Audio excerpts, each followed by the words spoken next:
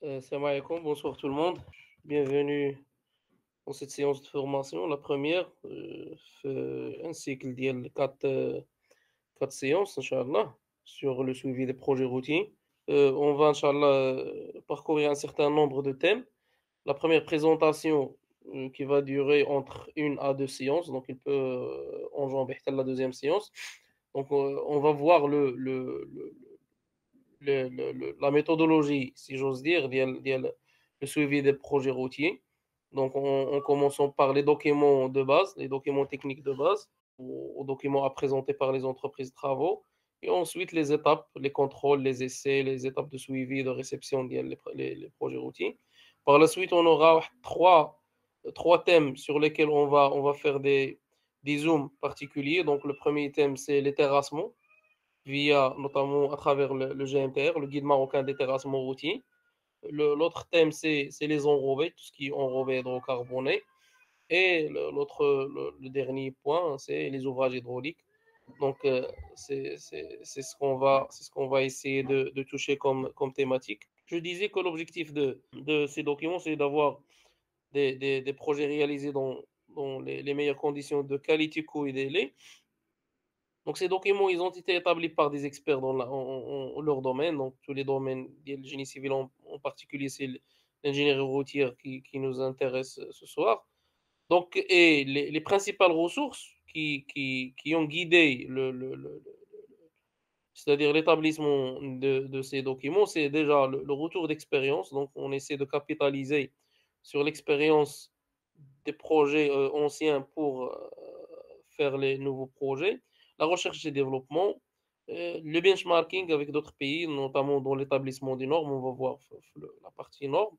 Donc, ils sont sujets à des modifications, bien sûr, ce sont des documents évolutifs.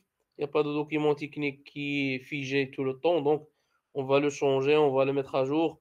On va même parfois annuler des projets qui sont des documents pardon, qui sont obsolètes, et ainsi de suite. Donc les exemples, à titre d'exemple, les principaux documents qu'on va voir, c'est le CPC des travaux. Donc, le CPC, le CPC en général, c'est un document qui regroupe la partie études et travaux, mais on va s'intéresser plutôt à la partie travaux parce que c'est ce qui nous intéresse dans le suivi des travaux. Le guide marocain des terrassements routiers, le GMTR, donc c'est un document qui s'intéresse à la partie terrassement, remblai, couche de forme, les normes marocaines, françaises et européennes, et le CCTG français, on va le voir un peu de plus près. Donc le CPC marocain, c'est un document regroupant plusieurs fascicules, donc il est réparti en fascicules et cahiers. Il est également accompagné avec le CPC, vous allez trouver des guides et des directives. Donc ce sont des documents qui ont été établis à des dates différentes, assez lointaines malheureusement. Donc parfois on trouve des documents dans le CPC qui peuvent remonter aux années 80, 90. Donc ce qui peut parfois causer ou bien engendrer des contradictions avec d'autres documents plus récents, tels que les normes, par exemple. Mais ça, c'est une autre discussion. Donc, mais il reste applicable parce qu'il est officiel, il est publié au bulletin officiel. Il reste applicable jusqu'à l'apparition du nouveau CPC. Il y a un CPC qui est en projet. Peut-être je vais partager, la valise documentaire, je vais partager avec vous un brouillon de ce CPC. Donc, d'après les collègues du ministère d'équipement, ils disent qu'il est fin prêt. Donc, 3, 4, 5 et 6. Donc, les premiers fascicules, ce sont des fascicules de généralité. Donc, les clauses techniques communes, les clauses financières communes, les clauses techniques relatives aux travaux de terrassement. Et il y a le fascicule très important, même s'il est ancien, fascicule 4. C'est les ouvrages d'assainissement et de soutènement. Donc, tout ce qui est béton, tout ce qui est enrochement, buse, maçonnerie, ainsi de suite. Donc, elle est dans ce fascicule-là. Donc, je disais que le CPC marocain, il est divisé en deux grandes parties. Donc, le CPC des travaux routiers et le CPC des études routières. Donc, ce qui nous intéresse, nous, ce soir, c'est la partie travaux routiers. Je disais, je ne sais pas si ça a été entendu, que ce CPC, malheureusement, il est un peu ancien, mais qu'il y a un projet presque prêt, donc qui sera incessamment lancé. Donc, il a déjà été rédigé en plusieurs versions. Je vais partager avec vous la valise documentaire, une version brouillon qui remonte à 2016 ou bien 2017. Donc, la façon avec laquelle il est fait, il est un peu plus amélioré, plus agréable à voir, mieux rédigé. Donc, le fascicule, le CPC de travaux routiers, donc il est euh, fait principalement 6 fascicules. Donc, ceux qui nous intéressent les plus, donc les fascicules techniques, il y a des fascicules techniques communs, des clauses techniques communes, c'est des généralités. Les clauses financières, c'est un peu, ça ressemble à des définitions de prix général. Il y a les clauses techniques qui s'intéressent aux travaux de terrassement. Et le fascicule 4 qui est très important, c'est le fascicule qui traite des ouvrages d'assainissement et de soutènement, donc tout ce qui est béton, mortier, buse, drain, ouvrage en maçonnerie et ainsi de suite, enrochement et tout. Assez ancien, c'est vrai, mais il est toujours applicable. Il y a le fascicule 5 des chaussées. Donc, il est composé en 5, de 5 cahiers. Donc, le premier, c'est les dispositions communes. Le deuxième, c'est les assises non traitées, c'est-à-dire les GNT. Le troisième, c'est les revêtements superficiels. Le quatrième, c'est tout ce qui est couche d'enrobés à chaud. Donc, c'est les enrobés à chaud. Et le cinquième, c'est les lions hydrocarbonés utilisés dans les travaux. Le fascicule 6, c'est des clauses techniques applicables aux routes au milieu désertique, c'est assez particulier. Donc, ce sont les fascicules travaux. Bien sûr, il y a des fascicules études. Donc, c'est un peu tout ce qui est études techniques, études géotechniques et ainsi de suite. Et il y a des guides, donc des guides et des directives. Donc, la majorité, ce sont des guides sauf quelques-uns, mais la majorité vont s'intéresser à des trucs qui sont relatifs aux travaux. Par exemple, vous avez le fameux guide de revêtement superficiel qui remonte à 1983. Vous avez le guide technique de la signalisation d'intersection. Vous avez le guide de drainage routier. Vous avez les directives, par exemple, la plus célèbre, c'est la directive des matériaux enrobés à chaud. Donc, tout ce qui est enrobé à chaud, il est renseigné vers la directive. La partie agrément, formulation, jusqu'au contrôle d'exécution des travaux d'enrobé. Il y a un certain nombre de documents. Donc, de façon générale, qu'est-ce qu'il y a dans ce CPC? Ou bien, quelles sont les thématiques traitées dans le CPC? Il y a la provenance et la qualité des matériaux déjà. Donc, comment doit-on choisir les matériaux, de quelle qualité, quelles sont les exigences et spécifications. Les modes d'exécution, une fois validé, avoir validé les matériaux, quels sont les modes d'exécution, comment on va exécuter, quelles sont les étapes, les procédures, si on peut dire. Et par la suite, les modes d'évaluation des ouvrages, donc comment comptabiliser, chiffrer, quantifier les travaux réalisés, et l'organisation des contrôles et des réceptions, donc qui fait quoi et comment, donc qui va faire le contrôle de chaque tâche, chaque travaux, et avec quelle méthode. Donc, elle est principalement destinée au projet routier, comme je l'ai dit, au ouvrage annexe, donc on va le voir ici. Je vais essayer de partager avec vous tout l'écran pour éviter ce problème. Donc, on a ici la page, l'accueil de la valise documentaire qui contient le CPC. Donc, vous voyez ici, vous avez le CPC des travaux routiers. C'est le CPC des études routières. Donc, à l'intérieur des CPC travaux routiers, vous avez tous les documents. Donc, tous les fascicules et les cahiers. Donc, euh, par exemple, le fascicule 4, c'est ça. Donc, on remonte à 83. Je vais essayer de zoomer un peu. Si on feuillette rapidement on parcourt rapidement le sommaire, vous allez voir quelles sont les thématiques. Par exemple, c'est les matériaux pour mortier et béton, le sable, ciment, granulat, haut de gâchage, les aciers, les moellons et les paires pour maçonnerie, donc quelles sont les exigences, les matériaux et tuyaux pour drain, les matériaux pour gabion et enrochement, les buses, les bordures des lots, bordures de trottoirs et caniveaux, le contrôle qualité des matériaux, le mode d'exécution, donc l'implantation, la composition, l'utilisation des mortiers, ainsi de suite. Donc, tous les contrôles, les spécifications, les étapes de suivi ou bien de contrôle de tout ce qui s'intéresse à l'assainissement et au soutènement. Donc, les ouvrages d'assainissement et de soutènement. Donc, on peut voir par exemple la partie directive. Je ne sais pas si je peux avoir accès. la directive des matériaux enrobés à chaud, donc je vais essayer de l'ouvrir ici. Donc, j'espère que vous voyez ici la directive des enrobés à chaud. Donc, on va s'intéresser à l'agrément des granulats, donc comment agréer les granulats qui vont entrer dans la fabrication des enrobés, les essais de recettes effectués sur les granulats. Le troisième point, c'est la formulation, donc comment on doit faire la formulation, quelles sont les étapes, quelles sont les phases. Le réglage et le contrôle de réglage des postes d'enrobage, le contrôle qualité et de réception, de fabrication des enrobés, donc comment on va contrôler la fabrication des enrobés. La directive concernant la réalisation des planches, donc les planches d'essai, planches de référence, comment est-ce qu'il faut les faire, et le contrôle de la qualité de la réception de mise en œuvre des enrobés, donc la partie mise en œuvre des enrobés. Donc c'est tout ce qui s'intéresse à l'enrobé à chaud, on va le retrouver à l'intérieur de cette directive. Donc c'est juste un exemple. Sinon, il y a beaucoup d'autres documents, d'autres directives. Donc je reviens. Voilà, par exemple, vous pouvez avoir, je vais entrer ici directement dans le dossier. Vous pouvez avoir, par exemple, le guide du revêtement superficiel. Voilà.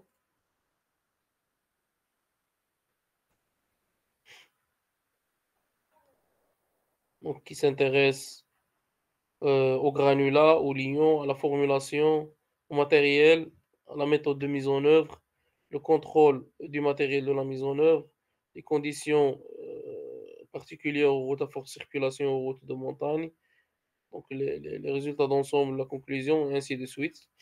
Donc ça, c'est un aperçu sur ce qu'il y a à l'intérieur du CPC. Donc à côté du CPC général, il y a un nouveau CPC, c'est le CPC béton. Donc en 2019, il a été élaboré par le ministère de l'Équipement et des Transports. C'est un CPC assez actualisé. Il est spécifique à la partie béton, donc tout ce qui est ouvrage en béton. Il constitue une nette amélioration par rapport à l'ancien CPC, bien sûr, on va voir. Il n'a rien à voir avec le fascicule 4, l'ancien. Notamment, il a été mis à jour en harmonie avec les normes, les nouvelles normes. Donc, surtout la nouvelle norme, on dit nouvelle, n'est plus nouvelle, elle est assez ancienne. Donc, la norme du béton 10008. Donc, il remonte à 2009 à peu près. Donc, il a été mis à jour conformément à la norme et d'autres normes pour définir de façon assez détaillée les prescriptions qui sont liées à la production, à la mise en œuvre et au contrôle des bétons. On va le voir. Je vais le chercher ici dans le dossier.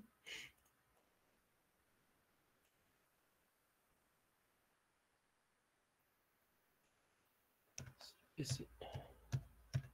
Voilà. Je ne sais pas si vous voyez le CPC béton. Donc, ici, on a l'arrêté, la décision du ministre et la date, donc 2018. Il a été publié au bulletin officiel, je crois, 2019. Donc, par rapport l'ancien CPC, c'est très, très, très différent et détaillé. Donc, on va voir, il correspond à peu près à un fascicule français, du CPC français, le 65, le fascicule 65. Mais il est assez élaboré. Donc, il contient des dispositions générales. Il s'intéresse à la qualité des matériaux, donc les propriétés des bétons, les matériaux utilisés pour le mortier et béton, les armatures, la précontrainte, la préfa. Et dans les modes d'exécution, on va parler par exemple des surfaces séparement, la mise en œuvre des armatures, la fabrication des bétons, la mise en œuvre, les contrôles qu'il faut faire, les tolérances géométriques, donc tout ce qui est topographie par exemple, les actions qu'il faut faire en cas de non-conformité. Il est assez détaillé, donc il est très intéressant à voir. Il contient beaucoup, beaucoup de détails. Donc, vous voyez, ce sont des spécifications qui sont issues de la norme 10008, la norme marocaine relative au béton. Ça, c'est ce qu'on appelle les classes d'exposition. Donc, c'est un autre sujet. Peut-être on peut y revenir par la suite une autre fois. Donc, c'est tout ce qui est formulation. Comment formuler un béton lorsqu'il est exposé à des conditions un peu particulières, par exemple, lorsqu'il est dans l'environnement marin ou bien lorsqu'il est exposé à la carbonatation et ainsi de suite. Donc vous voyez, c'est un document, heu, élaboré et détaillé. Donc il va nous parler par la suite de tout ce qui est PAC, plan d'assurance qualité, la définition des bétons. Donc il est le principal avantage, c'est qu'il est en harmonie avec les normes récentes. Il n'est pas ancien. Il est assez détaillé, mais malheureusement, il n'est pas très, très, très appliqué. Donc, je disais que malheureusement, je ne sais pas pourquoi il n'est pas assez appliqué, malgré qu'il est très complet. Peut-être les gens ne sont pas conscients de son existence déjà, malgré qu'il est publié sur le bulletin officiel, donc c'est un document officiel. Donc, on va voir par la suite. Donc, l'autre document de référence, c'est le GMTR. Donc, c'est un document très, très important dans la partie terrassement.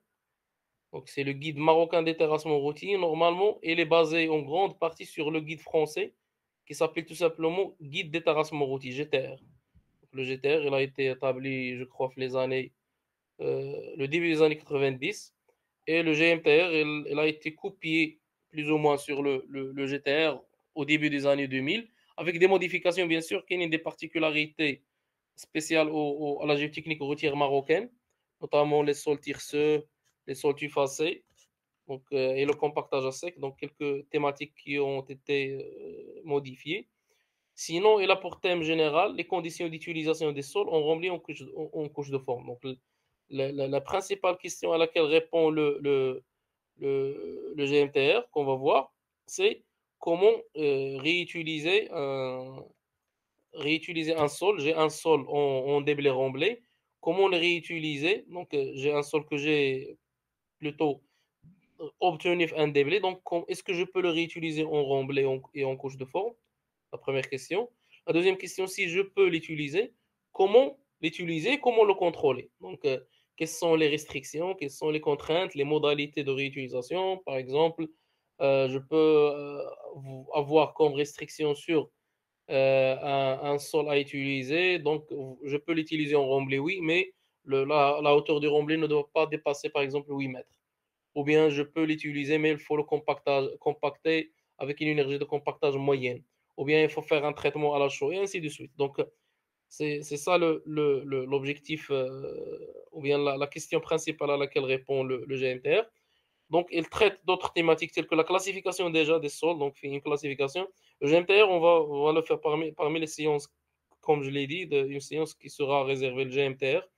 Donc, il va nous parler de la classification des sols, comment classifier les sols pour qu'on puisse discuter des sols de façon compréhensible les uns avec les autres. Donc, il faut que on mette en place une classification unique.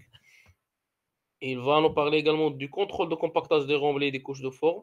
L'exécution des remblais particuliers, il y a des remblais qui sont assez particuliers, tels que les remblais dans les zones inondables, les remblais contigus, les remblais de grande hauteur. Donc, ce sont des remblais assez particuliers auxquels on a réservé le GMTR des chapitres ou bien des paragraphes spéciaux. Et le compactage à sec. Donc, il est composé de deux fascicules. Le premier fascicule, c'est un fascicule qui s'intéresse aux principes généraux. Donc, tout ce qui est la théorie de la chose, l'organisation des travaux de terrassement, donc tout ce qui est généralité technique ou bien fondement théorique de la chose. Et le deuxième fascicule, c'est que des tableaux, des annexes techniques, donc des tableaux de classification, des tableaux de restriction sur les sols, de modalités de compactage, de contrôle de compactage, et ainsi de suite. Donc on va le voir tout de suite. Donc ça, c'est le fascicule 1. Donc il a été réalisé en 2001. Donc le fascicule 1, on va voir rapidement donc, le sommaire.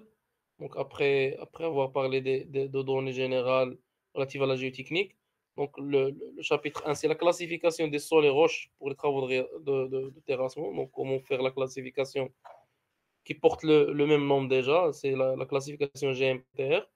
Les conditions d'utilisation des matériaux en remblai. Donc comme je l'ai dit, j'ai un matériau que j'ai récupéré dans un déblai. comment je peux le réutiliser, dans quelles conditions je peux le réutiliser dans un remblai. La même question va se poser pour la couche de forme.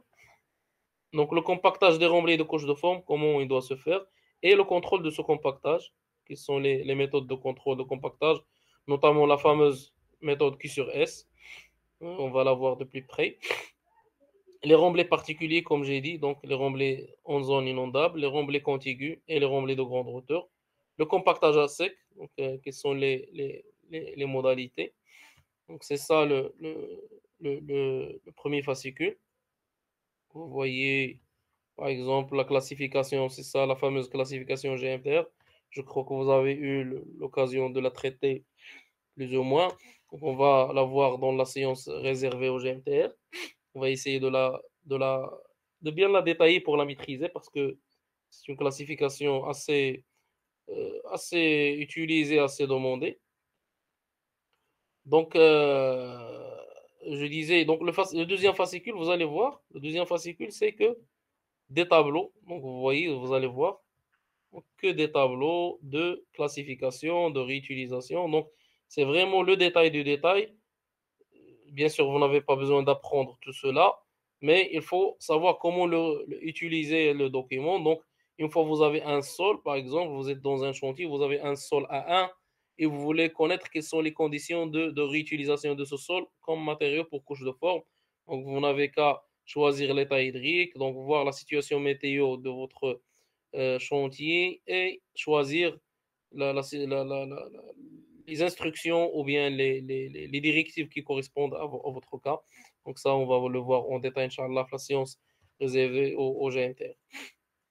Sinon, on continue. Donc là, on a vu le CPC général, on a vu le CPC des travaux routiers, et maintenant, on va s'intéresser bien sûr le CPC, je disais, le CPC général, le CPC béton et le GMTR. Donc, l'autre type de documents, c'est les normes. Les normes, donc, ce sont des documents qui ne sont pas spécifiques à l'ingénierie routière ni au génie civil. Donc, les normes, ils existent toutes les industries, tous les secteurs d'activité sont normalisés. Donc, par exemple, l'industrie automobile, aéronautique, l'électronique, je sais pas, la peinture, les produits chimiques, tous les documents, toutes les activités économiques, donc le cas général, donc qu'il soit commercial, industriel, agricole, service, donc des normes.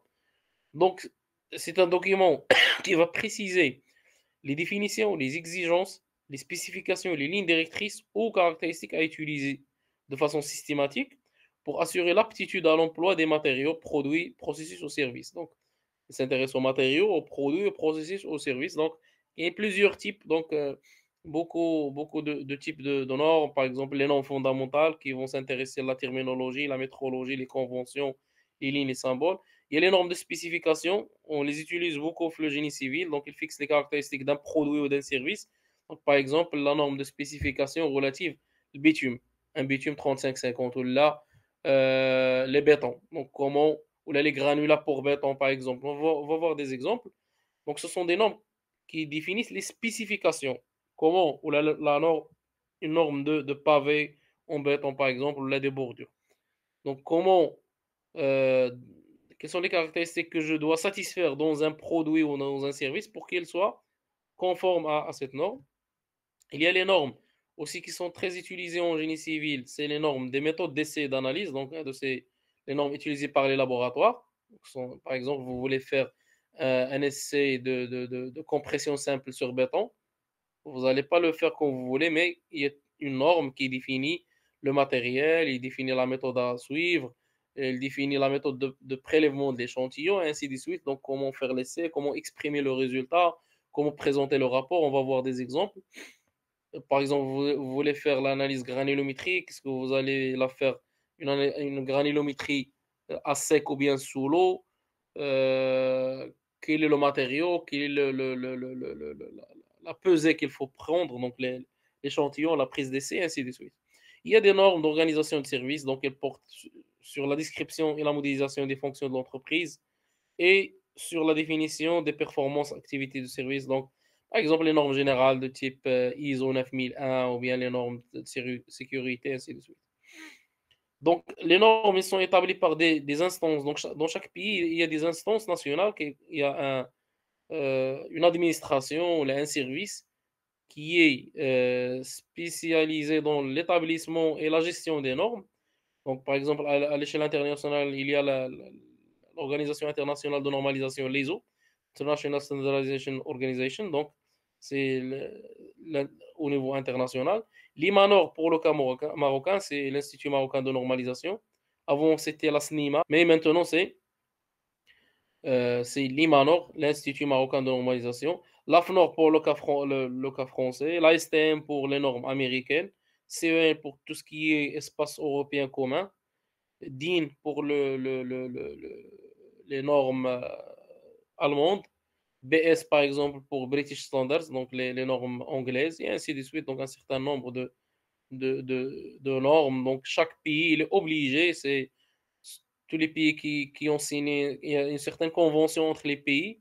Tous les pays qui ont signé cette convention doivent avoir un service ou une administration qui gère de la partie ID. Donc, mais ils sont gérés de façon consensuelle, collective, dans le cadre de comités. Qu'est-ce qu'on va trouver dans ces comités? Il y a les administrations et établissements publics concernés par le secteur en question. Il y a les fabricants et les prestataires de services. L'organisme d'évaluation de conformité, par exemple les laboratoires. Les établissements de recherche et de formation. Les consommateurs ou utilisateurs, donc leurs représentants. Les ONG ou bien les syndicats. Donc, vous voyez que chaque comité peut contenir beaucoup d'entités ou d'organismes. Donc, par exemple, parmi les principales normes utilisables au Maroc, il y a la fameuse 10108 qu'on va voir maintenant. Donc, c'est la norme du béton. Donc, vous voyez déjà l'architecture. J'espère que c'est visible. Donc, l'architecture ou bien la présentation déjà de la norme marocaine, sa référence, l'année de publication. Donc, ici, c'est le secteur ou bien le matériau auquel s'intéresse la norme. Et ici, c'est l'intitulé, donc spécification, performance, production et conformité de béton. Maintenant, on a tout ce qui est partie juridique, donc comment la norme a été publiée, avec quelle date, le numéro du bulletin officiel, et ainsi de suite. Et ici, pratiquement toutes les normes marocaines, vous allez trouver ce passage qui est la correspondance. Donc, malheureusement, on ne fait pas de normes propres, on ne fait pas nos propres normes. Donc, tout ce qu'on peut faire, c'est comparer avec les normes d'autres pays. Et généralement, ce sont des normes françaises ou bien européennes. On va se coller sur ces normes. Et parfois, on peut faire des petites modifications. Sinon, parfois, on fait que des copier-coller. Donc, c'est tout ce qu'on peut faire pour le moment parce que c'est pas facile d'établir des normes spécifiques parce que ça nécessite tout un staff de recherche et développement, tout un écosystème assez développé. Donc, par exemple, cette norme de béton, elle est basée sur la norme européenne EN 206-1 de 2004 avec ses amendements. Les amendements, ce sont des changements, comme des avenants, des changements ou bien des modifications. Ici, si vous avez des modifications, vous allez les retrouver ici. Donc, vous voyez, ça, c'est l'ancien nom, c'est le service de normalisation industrielle marocaine, SNIMA, qui est maintenant l'IMANOR. Donc, en général, dans une norme, on va retrouver quelques chapitres qui sont les mêmes dans toutes les normes. Ça ne veut pas dire le contenu, mais la forme ou bien l'intitulé. Vous allez trouver, bien sûr, une introduction.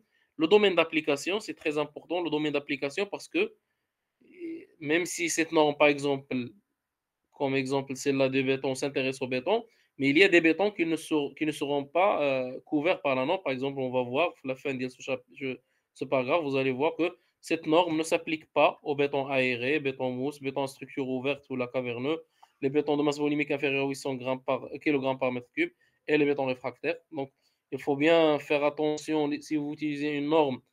Est-ce que votre cas d'usage il est couvert par la norme? Les références, ça c'est très important. Donc, par exemple, si vous parlerez du béton dans une norme, nécessairement, vous allez parler des granulats. Et si vous parlez des granulats, il faut citer la norme des granulats, ainsi de suite. Donc, la norme d'ici, on va voir. Donc, Les références, c'est les normes liées, connectées avec cette norme, par exemple, l'eau de gâchage, les spécifications pour eau de gâchage de béton, les granulats pour béton hydraulique, les ciments, par exemple, on va voir, c'est, si je me rappelle bien, donc je cherche la référence. Donc, je retiens pas les références des normes. Donc, les liens hydrauliques, voilà, c'est ça, 10.1.0.004. Les liens hydrauliques, ciment, composition, spécifications et critères de conformité, ainsi de suite. Donc, quelles sont toutes les normes qui sont liées à la norme de béton. Et bien sûr, on aura des définitions, les symboles, les abréviations. Donc, l'explication ou la définition des termes utilisés, la terminologie et les symboles. S'il y a des symboles, par exemple, peut-être qu'on trouvera ici des symboles. Voilà, donc des symboles spécifiques à cette norme. Donc, autre chose, on peut voir par exemple, celle-là, c'est la norme pour les granulats utilisés dans les bétons. Voilà. Donc, c'est toujours la même structure. Donc, cette norme, elle s'intéresse à quoi comme matériau ou bien comme service ou produit? C'est les granulats pour béton hydraulique. Et qu'est-ce qu'on va voir dans les granulats pour béton hydraulique? Les définitions, les spécifications et la conformité. Donc, vous voyez toujours la correspondance avec les normes européennes ou bien françaises. Et toujours la même chose qui revient, donc l'objet, le domaine d'application et les références normatives et les définitions. Et vous allez trouver par exemple cette norme, elle est utile si vous voulez choisir, lorsque vous allez faire votre étude de formulation de béton, vous devez connaître comment choisir les granulats pour béton. Donc, quelles sont les spécifications à respecter par exemple, quelle est la valeur, l'équivalent de sable d'un sable à utiliser dans un béton en fonction des bétons lui-même. Donc, vous allez retrouver une certaine classification des granulats A, B, C, D en fonction des, en fonction des performances. Vous voyez par exemple ici le coefficient d'aplatissement, s'il est inférieur à 25, c'est la classe A. S'il est inférieur à 30, c'est classe B ou C. S'il est inférieur à 40, c'est classe D. Et ainsi de suite, un certain nombre de, de paramètres. Donc si on va à une autre norme, on change de... Par exemple, toujours dans les bétons, vous allez voir. Donc les essais, cette fois, c'est pas une norme de spécification, c'est une norme d'essai. Donc, il est principalement destiné au laboratoire qui va faire les essais, donc pour qu'il sache comment faire l'essai de façon correcte et comment il doit exprimer ses résultats. Donc, bien sûr, il est en correspondance avec une norme européenne. On va voir, par exemple, c'est un peu spécifique pour les normes d'essai. Vous avez toujours le domaine d'application, référence, principe, le principe de l'essai. Vous avez tout ce qui est appareillage, donc quels sont les appareils, les machines que j'aurai à utiliser, les éprouvettes, donc les échantillons, comment les choisir, le mode opératoire, donc ici il est décrit, donc étape par étape, comment faire l'essai, et vous aurez un paragraphe sur l'expression des résultats, comment calculer le résultat et comment l'exprimer, par exemple. Ça, c'est très important pour les laboratoires. Par exemple, il vous dit que la résistance à la compression doit être exprimée à 0 au 0,5 MPa le plus près. C'est-à-dire, si un laboratoire vous donne un résultat de béton qui est égal à 27,2, c'est qu'il n'a pas respecté la norme ou bien il ne la maîtrise pas. C'est qu'il faut, les résultats doivent être exprimés en fraction de 0,5. C'est-à-dire 27,2, c'est 27. Ou bien 25,4, c'est 27,5. Donc il faut faire des pas d'IL 0,5. Ici, c'est le rapport d'essai. Donc, si vous êtes par exemple maître d'ouvrage et que vous recevez un rapport d'essai sur essai à la compression, c'est quoi le minimum d'informations qui doivent être dans le rapport d'essai? Et ainsi de suite. Donc, ça, c'est un exemple pour le béton. Donc, on peut voir par exemple dans le domaine des enrobés. Donc, vous avez domaine enrobé hydrocarboné. Quel type de matériau on va traiter? C'est les BBSG, les bétons bitumineux semi-gronés, donc qui sont utilisés dans les couches de roulement, couches de liaison. Qu'est-ce qu'on va voir précisément dans les BBSG? On va voir la définition, la classification, les caractéristiques, la fabrication et la mise en œuvre. Donc, c'est bien précisé dans chaque norme. Vous avez ici, par exemple, toujours les références normatives et vous avez les définitions. Vous avez, par exemple, c'est quoi un BBSG, donc les épaisseurs d'utilisation, comment choisir les granulats et le bitume, quelles sont les caractéristiques du BBSG, donc la teneur en lion exprimée par le module de richesse, on va en parler dans la section enrobée. Donc, quels sont les niveaux? On va en parler également, les niveaux de l'étude de formulation, les essais, les performances sur l'enrobé. Donc, si vous voulez faire une formulation d'enrobé, quelles sont les performances qu'il faut viser en fonction de la classe de votre BBSG, et ainsi de suite. Donc, ça, c'est une norme de spécification cette fois. Si par exemple, je m'intéresse à cet essai-là, l'essai du module complexe qui a cette référence normative, celle-là, 13.1.273, à ce moment-là, ça, c'est une norme d'essai et pas de spécification. Et ainsi de suite. Donc, vous avez des normes pour le bitume routier, et ainsi de suite. Donc, les normes, en général, chaque année, l'IMANOR édite un catalogue. Je vais essayer de le chercher ici. Donc, le catalogue des normes, voilà. Donc, j'essaie d'ouvrir le catalogue des normes. Il est un peu chargé comme document.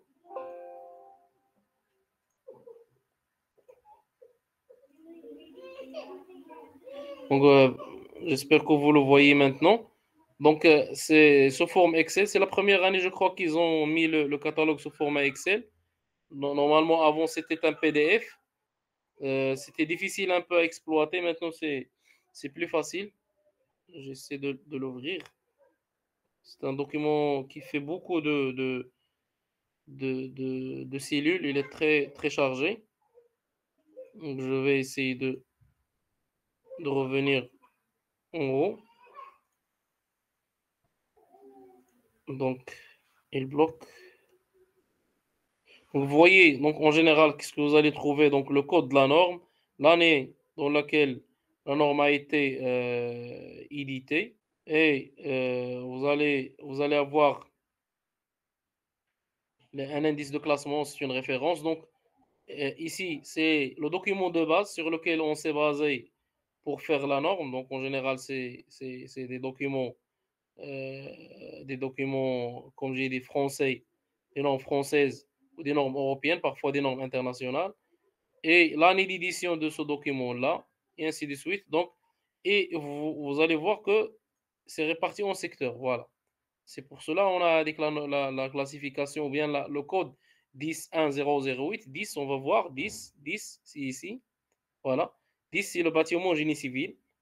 10.1, 1, c'est tout ce qui est terrasse, maçonnerie, béton. Donc, la norme de béton, c'est, si j'écris ici, c'est 10.1. Donc, il est inscrit ici. Et vous avez un numéro d'ordre 008. Vous voyez? Donc, par exemple, on peut voir d'autres matériaux tels que les produits de carrière. Donc, vous avez les sols, les granulats, vous aurez 13.1, une certaine référence, et ainsi de suite. Donc, elle est divisée en domaines. Et vous avez même ici les commissions, donc les commissions de normalisation, donc qui est l'organisme qui détient le secrétariat qui est chargé de chaque commission. Par exemple, vous aurez euh, par exemple 10, si on s'intéresse par exemple, je sais pas, quelque chose qui, voilà, ministère de l'équipement, par exemple, les fers à béton et les câbles précontraintes, c'est le ministère de l'équipement qui s'intéresse. Pourquoi? Parce que c'est les fers à béton et les câbles de précontraintes, ils sont utilisés dans des projets. Il y a le ministère de l'équipement, par exemple, vous aurez le ministère de la santé si vous avez des secteurs ou bien des domaines qui s'intéressent. Voilà, par exemple, les produits parapharmaceutiques, c'est le ministère de la santé, et ainsi de suite. Donc ça, c'est l'intérêt de ce document, c'est que vous pouvez chercher l'intitulé d'une norme et vous aurez le code, ou bien vous cherchez le code et vous donne l'intitulé. Donc en général, sachez que les normes, ce sont des produits, des documents payants. Il faut payer pour les acquérir. Sinon, vous avez le catalogue et vous avez une base de données sur le site d'Yalimanor, c'est rien que pour faire la recherche, mais vous ne pouvez pas télécharger la norme. Donc voilà. Et le dernier document qu'on va voir, c'est le CCTG français. Donc c'est l'équivalent du CPC marocain. C'est CCTG déjà, c'est cahier des clauses techniques générales. Donc tout ce qui est spécifications techniques, elles sont inscrites dans ce CCTG. Il fixe les dispositions techniques applicables à toutes les prestations d'une même nature. Il est composé de fascicules, on va voir. Chaque fascicule, des fascicules peuvent être répartis en titres. Donc, c'est vrai, c'est un document français, mais parfois, lorsque on est dans des projets spéciaux, ou bien euh, on a un projet, ou bien on a un problème technique dans lequel on ne trouve pas de réponse dans les documents marocains, on peut recourir au CCTG. Sur l'exposé que vous allez obtenir, donc lorsque vous cliquez sur le lien, hein, je l'ai pris le site de la FNTP, la Fédération nationale des travaux publics. Vous voyez, malheureusement, حنا ما عندناش هاد par exemple, cette partie propriété-là, c'est que vous avez tout le CCTG dans un seul site et qui est mis à jour régulièrement. Donc, par exemple, je vais voir le fascicule 65 titre A, le fascicule 65 qui s'intéresse aux ouvrages en béton. Donc, je vais cliquer, il va me renvoyer directement au lien. Vous allez voir. Et directement, j'aurai accès au document. On va prendre un peu de temps pour être chargé. Parce que il est un peu lourd comme document. Sinon, je vais chercher un autre document qui soit un peu léger. Par exemple, les lions hydrauliques. Voilà. Vous voyez, vous avez le document. Parfois, vous trouverez un document avec commentaire. Parfois, des documents sans commentaire. Donc, c'est un peu léger comme document celui-là. L'essentiel, c'est que vous avez sur un seul site euh, tous les fascicules des CPC, donc vous n'avez pas à chercher ailleurs. Par exemple, les ouvrages pour les eaux pluviales. Donc ça prend un peu de temps pour charger parce que les fichiers sont un peu volumineux. Donc, je continue. Donc, vous avez ici tous les fascicules. Donc, vous pouvez voir les fascicules qui vous intéressent. Par exemple, les travaux d'assainissement et de drainage des terres agricoles. Comme j'ai dit, le document le très célèbre, c'est le 65. Il continue, c'est l'équivalent, c'est ce que j'ai dit auparavant. Donc, c'est un peu ce qu'on a essayé de faire dans le CPC béton de 2018. Donc, on a essayé d'imiter le fascicule ADA. Par exemple, les travaux de maçonnerie, d'ouvrage en génie civil, les 67, titre 1 et titre 3, donc l'étanchéité des ponts. 70, c'est canalisation, et les ouvrages de roque et de stockage des eaux pluviales, et ainsi de suite. Donc, beaucoup de fascicules. Voilà, donc avec cette partie-là, on clôture les documents de base. Donc, c'était un exemple de documents de base les plus couramment utilisés. Donc, on va voir dans les étapes, donc on va passer aux étapes de contrôle et de suivi.